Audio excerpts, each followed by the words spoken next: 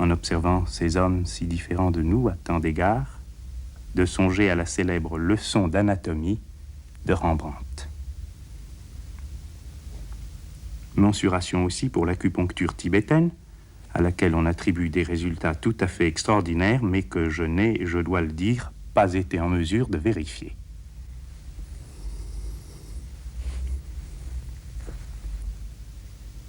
Si certains monastères universités rassemblaient jusqu'à 7000 moines, les femmes, depuis que Gautama lui-même s'est laissé convaincre de les admettre dans la communauté, les femmes, les nonnes, ont toujours trouvé dans le bouddhisme la possibilité d'embrasser la vie religieuse et d'être admises à la tonsure et au port du vêtement monastique. Au Tibet même, il y avait quelques dizaines de milliers de nonnes. Il en est arrivé en Inde une centaine seulement, mais elles continuent à y pratiquer le yoga et la méditation.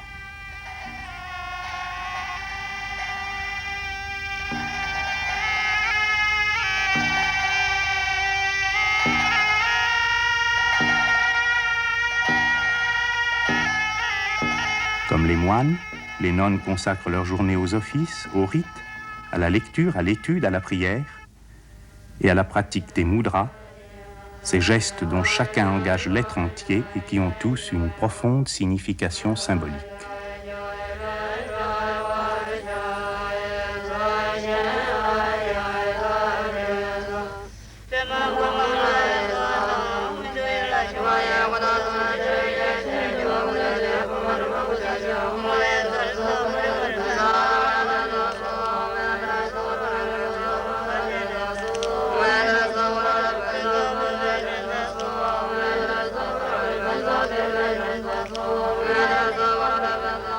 Le reste des nonnes s'est installé à Dalhousie, à l'autre extrémité de l'Himalaya.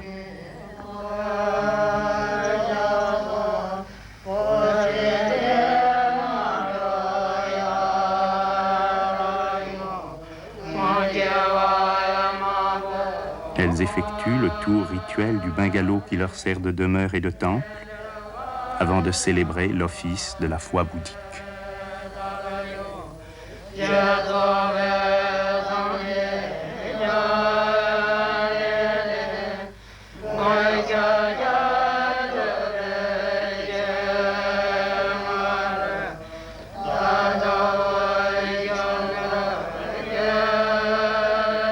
Ces nonnes appartiennent à l'ordre des Kargyupas, celui des yogis, fondé par les célèbres ascètes Marpa et surtout Milarepa, dont l'œuvre initiatique et poétique sublime a d'ailleurs été traduite en français.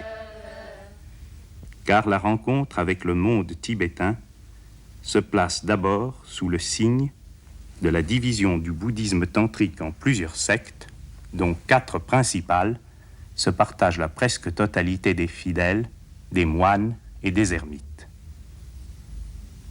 Ces moines-ci sont des Nyingmapa. Nyingmapa, ce nom signifie les anciens. Leur ordre est le premier qui ait été fondé au Tibet, et aujourd'hui en Inde, leur gourou le plus vénéré est cet homme aux longs cheveux noués en chignon, la mode masculine tibétaine, et au visage imberbe, comme tant de Mongols.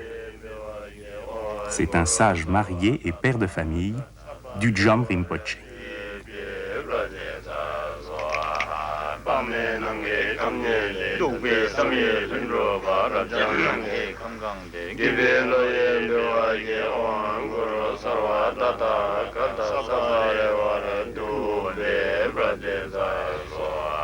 C'est contre les lamas Nyingmapa qu'ont été portés par les Occidentaux le plus d'accusations d'immoralité, sorcellerie, perversion du bouddhisme et autres critiques qui tombent d'elles-mêmes dès qu'on vit quelque temps auprès d'un de ses représentants qualifiés, Khyentse Rinpoché, Kangyo Rinpoché, Dudjom Rinpoché.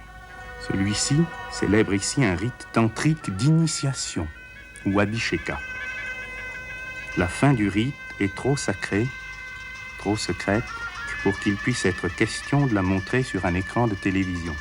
Mais même avec la première partie seulement de ce rite, nous sommes au cœur le plus authentique de la tradition tibétaine. Je vous demande donc la permission de me taire, ou plutôt je vous épargne mes commentaires, afin que vous puissiez faire, au moins en spectateur, l'expérience directe de cette tradition tibétaine.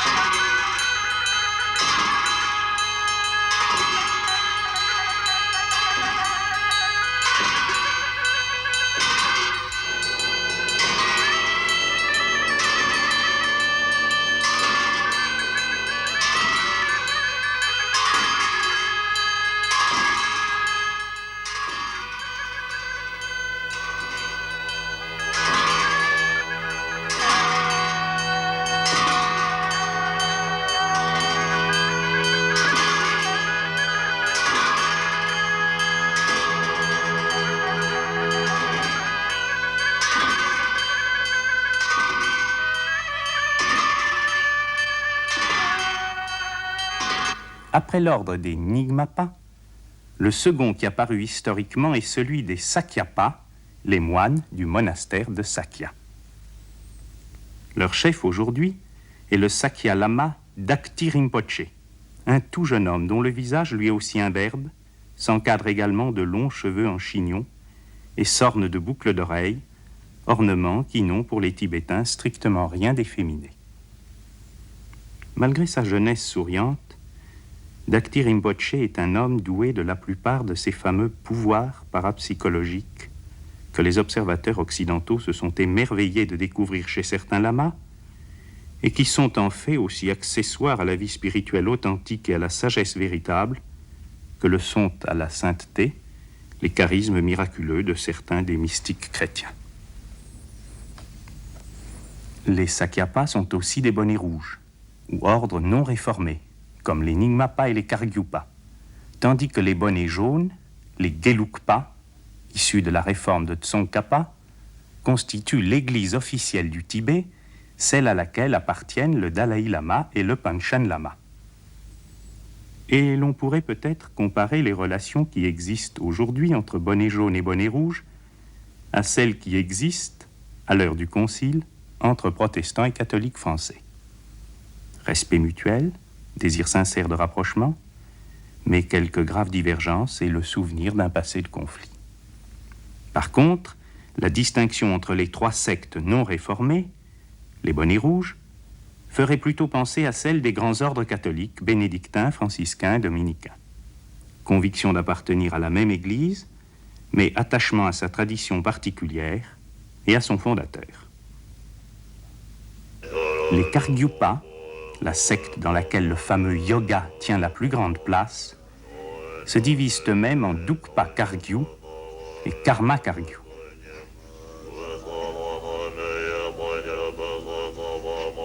Le chef de ces derniers, Gyalwa Karmapa, qui réside aujourd'hui au Sikkim, est lui aussi un Tulku, reconnu dès son plus jeune âge comme actuel successeur du premier Karmapa.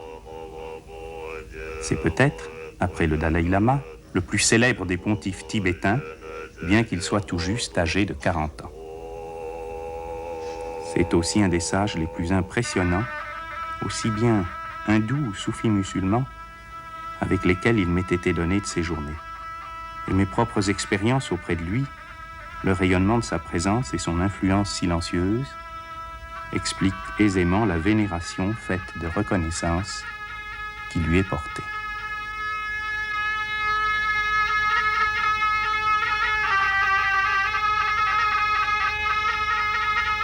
Tous ces sages tibétains, derrière le masque hiératique de leur maîtrise et de leur puissance intérieure, débordent de la compassion propre aux bouddhistes mahayanistes, dont la vie religieuse commence avec le vœu du bodhisattva, ne pas dissocier son salut, ou plus exactement sa délivrance personnelle, de la libération de tous les êtres enchaînés à l'illusion des naissances et des morts, liés par les chaînes de l'égoïsme et de l'individualité. Mais l'église tibétaine la plus connue des étrangers est certainement celle des bonnets jaunes ou Gelugpa. Parmi tous les abbés et hauts dignitaires dont elle s'honore, 2 sont l'objet d'un respect tout particulier, les 2 maîtres ou précepteurs qui instruisirent le Dalaï Lama. Le plus jeune est un lama d'une érudition, d'une distinction et d'une intelligence exceptionnelles.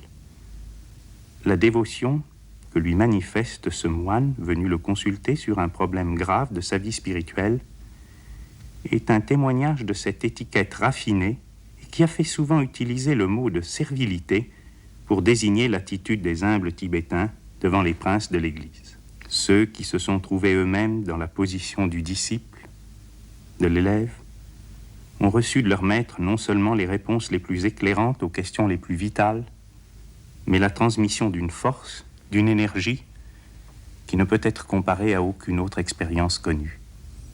Ceux-là seuls savent que la ferveur du disciple n'est ni crainte, ni obséquiosité, mais amour et gratitude.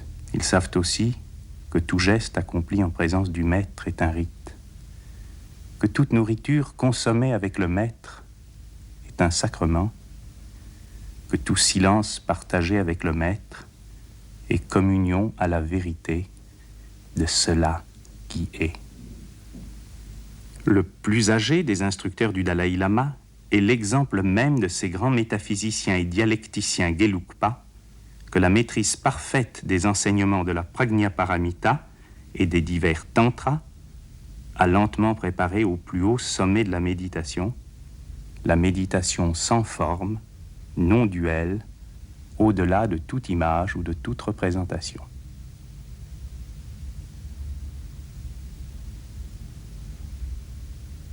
Dharamshala, au nord de l'État indien du Punjab, au-dessus de la vallée de Gangra. C'est là que réside le célèbre Dalaï Lama, un moine de 30 ans. Ce Dalaï Lama porte un titre que les livres, les magazines, avait rendu illustre bien avant qu'en se réfugiant en Inde en 1959, il ne devienne accessible aux admirateurs, aux curieux, aux savants et aux tibétologues.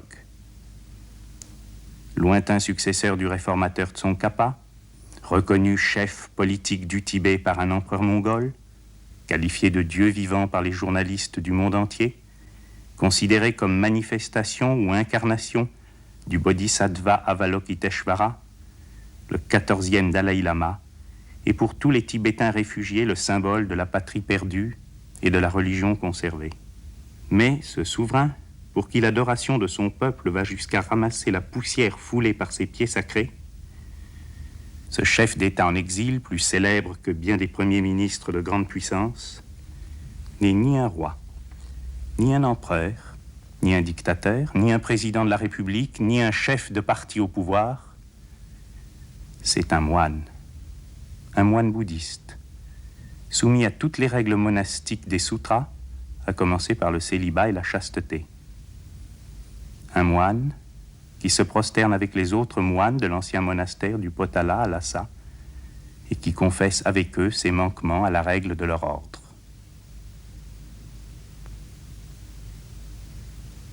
Mais si le Dalaï Lama est un moine, et si le 5e, le 13e et aujourd'hui le 14e se sont révélés des moines fort instruits, on n'attend pas de ce Dalaï Lama qu'il soit un maître transmettant à quelques disciples un enseignement initiatique.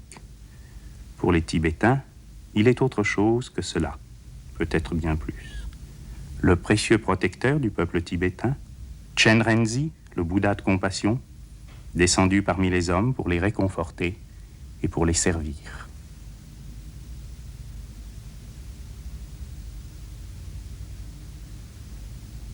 Après 7 mois de vie parmi les yogis, les moines, les lamas des différentes sectes tibétaines, je suis profondément convaincu que le bouddhisme tantrique tibétain, tel qu'il se manifeste en 1966 sur le sol de l'Inde et au Sikkim, mérite la célébrité qui lui avait été faite. Pourtant, peu de livres, même écrits par les spécialistes les plus compétents, peuvent en témoigner. En effet, pour les maîtres tibétains, l'enseignement ou la transmission de leurs connaissances tantriques et yogiques n'est concevable que dans le cadre de la relation du maître au disciple, avec toutes les restrictions que cela comporte et tout l'arrière-plan mystique que cela suppose.